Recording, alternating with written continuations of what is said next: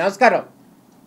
ఆంధ్రప్రదేశ్ మాజీ ముఖ్యమంత్రి వైఎస్ జగన్మోహన్ రెడ్డి చేస్తున్నటువంటి వ్యవహార తీరు, ఆయన తీసుకుంటున్నటువంటి సలహాల నేపథ్యంలో భారీగా ఏర్పాటు చేసినటువంటి ఆయన భవనానికి, తాడేపల్లిలో ఉన్నటువంటి ఆయన ప్యాలెస్కు ఏర్పాటు చేసినటువంటి భారీ ఫెన్సింగ్ ఏదైతే ఉందో, ఈ ఫెన్సింగ్ వ్యవహారంతో వైఎస్ఆర్సీపీ నేతల్లో కూడా తీవ్ర ఆందోళన నెలకొంది.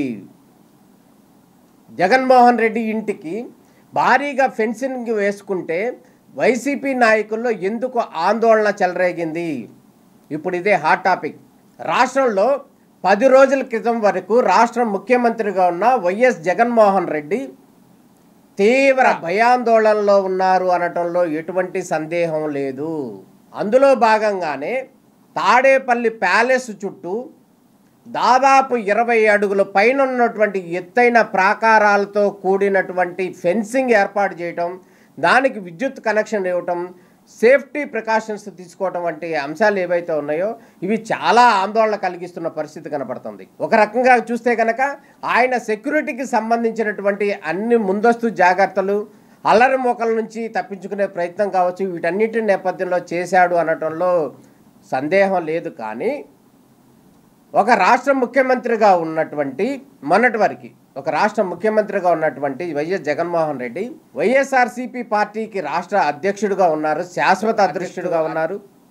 ఈ నేపథ్యంలో ఆయనే ఒక పార్టీ మారి ఇంకో పార్టీ అంటే తెలుగుదేశం పార్టీ అధికారంలోకి రాగానే ఆయనకు ఎందుకు అంత భయం కుప్పిస్తుంది అనేది అందరికి ఆశ్చర్యం కలిగిస్తుంది.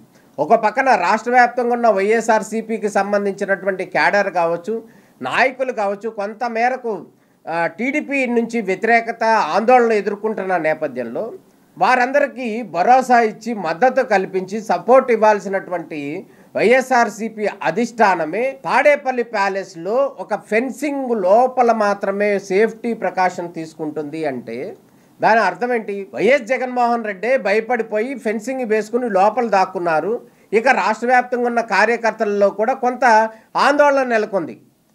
ముఖ్యమంత్రిగా పనిచేసినటువంటి ఎక్స్ సీఎంగా పనిచేసినటువంటి సీఎంగా ఉన్నటువంటి ఆయనకి ఒక పోలీస్ సెక్యూరిటీ ఉంటుంది. ఎక్స్ సీఎంగా హోదాలో ఆయనకున్న సెక్యూరిటీ పూర్తి స్థాయిలో ఉంటుంది. అయినప్పటికీ అంత సెక్యూరిటీ ఉన్నటువంటి రాష్ట్ర వైసీపీ అధ్యక్షుడిగా ఉన్నప్పుడు, అదే కాక ఎమ్మెల్యేగా ఉన్నాడు, ఇంత వ్యక్తియే ఒక ఆందోళనకు గురైపోయి ఫెన్సింగ్లు ఏర్పాటు చేసుకుంటే మరి సామాన్య పరిస్థితి ఏంటి? వైఎస్ఆర్సీపీని గతం నుంచి నమ్ముకుని పనిచేసి అల్లర్లు చేసి ఆందోళన చేసి ఒక గట్టి భరోసా ఇస్తూ కూడా నాయకులకి నిలబడిన వారికి భరోసా ఏది? వైసీపీ నాయకుల్లో చాలా టెన్షన్ ఏర్పడిన పరిస్థితి కనపడుతుంది. నిన్న మొన్నటి దాకా కొడాలి నాని కావచ్చు, వల్లభనేని వంశీ కావచ్చు, పేర్ని నాని నివాసం కావచ్చు, అదేవిధంగా జోగి రమేష్ కావచ్చు, వీళ్ళందరూ కూడా మాజీ మంత్రులు కొన్నారు. వాళ్ళ ఇళ్ల మీద టీడీపీకి సంబంధించినటువంటి కొంతమంది అల్లరి మొక్కలు రాళ్లతో దాడి చేసినటువంటి సంఘటనలు ఉన్నాయి, కాదనట్లేదు.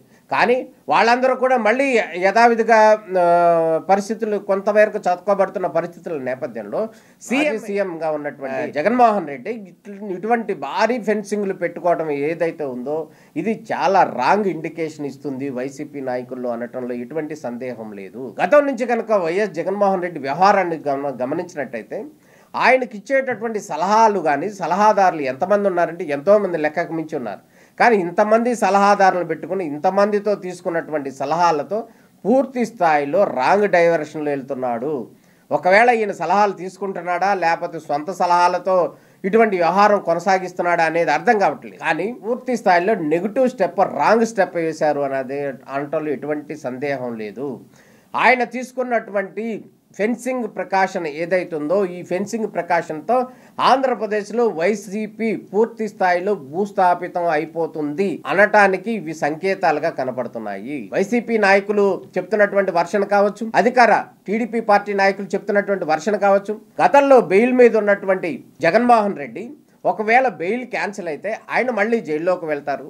ఆ తర్వాత కొద్ది రోజులు ఎక్కువ రోజులు కనుక ఆయన జైల్లో ఉంటే వైసీపీ పార్టీ పూర్తిగా స్మాష్ అవుతుంది అనేది వాళ్ళు చెప్తున్నటువంటి వర్షం. కానీ ఇదంతా జరిగేది ఏది ఎలా ఉన్నా కూడా ఒకవేళ చట్టం తన పని తాను చేసుకుపోయినా, ఒకవేళ ఆయన మీద కేసులు పడినా, ఇంకోటి జరిగినా కూడా ఇవాళ ఫెన్సింగ్ కట్టుకుని భయభ్రాంతులు అవుతున్న పరిస్థితిని కింది స్థాయి క్యాడర్కి ఇవ్వటం ఏదైతే ఉందో ఇది చాలా ఆందోళన కలిగిస్తుంది. ఒక అధికార పార్టీలో ఉన్నటువంటి గతంలో అధికారంలో ఉన్నప్పుడు కూడా పరదాలు కట్టుకుని వెళ్ళినటువంటి జగన్మోహన్ రెడ్డి ప్రస్తుతం అధికారం పోయిన తరుణంలో పెద్ద పెద్ద ఫెన్సింగ్లు ఏర్పాటు చేసుకున్నటువంటి పరిస్థితి చూస్తుంటే చాలా విచిత్రంగా కనిపిస్తుంది. ఈయన ఒక రాష్ట్రానికి సీఎంగా కొనసాగాడు. అదేవిధంగా మెజార్టీ పీపుల్ 85 లక్షల మంది ప్రజలకు కూడా 85% ప్రజలకు కూడా మేము హామీలు ఇచ్చాము, అదేవిధంగా వారికి పథకాలు ఇచ్చాము, వారందరికీ సపోర్ట్ ఉంది అని చెప్తున్నటువంటి జగన్మోహన్ రెడ్డి ప్రస్తుతం ఇంత భయాందోళనకు ఎందుకు వెళ్తున్నారు అనేది ఒక ఆశ్చర్యం కలిగి. అదేవిధంగా కనుక మనం గమనించినట్టయితే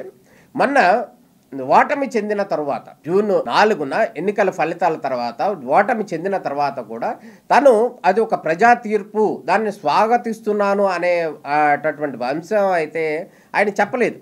కేవలం నేను 85% మంది ప్రజలకు అనేక రకాల పథకాలు ఇచ్చాను, అమ్మఒడి ఇచ్చాను, చేయూత ఇచ్చాను, రైతు భరోసా ఇచ్చాను, ఈ డబ్బులన్నీ ఏమైపోయినాయి అంటూ కూడా వ్యంగ్యంగా మాట్లాడారు. ఒక రకంగా కనుక గమనించినట్లయితే ఓటర్లు ఎవరైతే ఉన్నారో వాళ్ళని అవహేళన చేస్తూ ఒకవేళ డబ్బులు తీసుకుని మోసం చేశారు వీళ్ళు అన్నట్టుగా అర్థం వచ్చే విధంగా కూడా జగన్మోహన్ రెడ్డి వ్యాఖ్యలు చేశారు.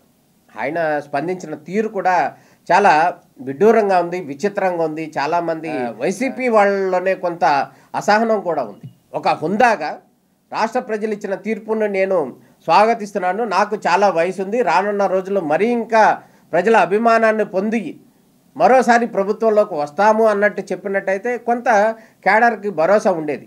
కానీ ఇప్పుడు ఆ ప్రజలు ఎవరైతే ఉన్నారో ఆ పథకాలకి డబ్బులు ఇచ్చేశారో వాళ్ళు తినేశారు, ప్రజలు నన్ను మోసం చేశారు అన్నట్టు చెప్పారు. ఇక ఫెన్సింగ్ వ్యవహారం చూస్తే కనుక ఈ ఫెన్సింగ్ పెద్ద ఒక రాష్ట్ర అధ్యక్షుడికి ఉన్నటువంటి ఆయనకే అంత భయం ఉంటే మరి మిగతా వాళ్ళ పరిస్థితి ఏంటి? ఇక తాడేపల్లి ప్యాలెస్కి సంబంధించి విషయానికి వస్తే ఆ ప్యాలెస్ నిర్మాణంలో కనుక కోటాను కోట్లు ఆ ప్యాలెస్ నిర్మాణానికి కానీ దానికి సంబంధించి పునర్నిర్మాణానికి సంబంధించి కానీ వసతులు కల్పించడానికి సంబంధించి కానీ ఇప్పటికే 9 కోట్ల రూపాయలు దానికి సంబంధించి రాష్ట్ర ఖజానాకి సంబంధించిన డబ్బులు వాడారు అంటూ కూడా ఆరోపణలు వస్తున్నాయి. జగన్మోహన్ రెడ్డికి ఇంటి పక్కనే ఉన్నటువంటి వేసినటువంటి రహదారి ఏదైతే ఉందో ఆ డబల్ రోడ్డు ఏదైతే ఉందో ఆ డబల్ రోడ్డు వేసే క్రమంలో అక్కడ వందల మంది ప్రజలు అక్కడ నివాసం ఏర్పాటు చేసుకుని ఎప్పటి నుంచో 100 సంవత్సరాల నుంచి అక్కడ స్థిర నివాసం ఏర్పాటు చేసుకుని ఉంటారు. పోరంబోకు ఆ పోరంబోకు స్థలం.